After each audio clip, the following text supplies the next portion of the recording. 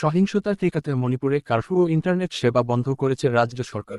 তবুও থামছে না আন্দোলন। ছাত্র, মহিলা ও পুরুষেরা রাতেও আন্দোলন চালিয়ে যাচ্ছে।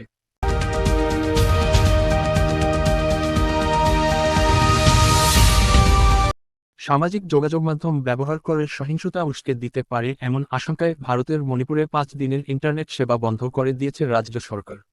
খবর ইন্ডিয়া টুডে।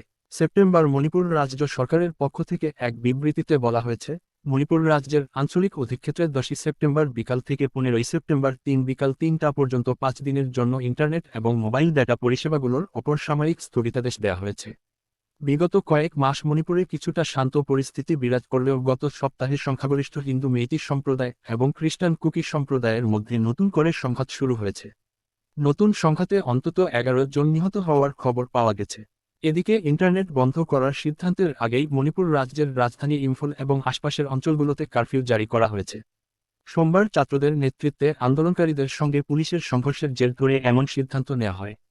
বিক্ষোভকারীরা গত সপ্তাহে প্রাণঘাতী অস্ত্র এবং ড্রোন হামলার জন্য অভিযুক্ত বিদ্রোহীদের বিরুদ্ধে ব্যবস্থা নেয়ার দাবি জানিয়েছে।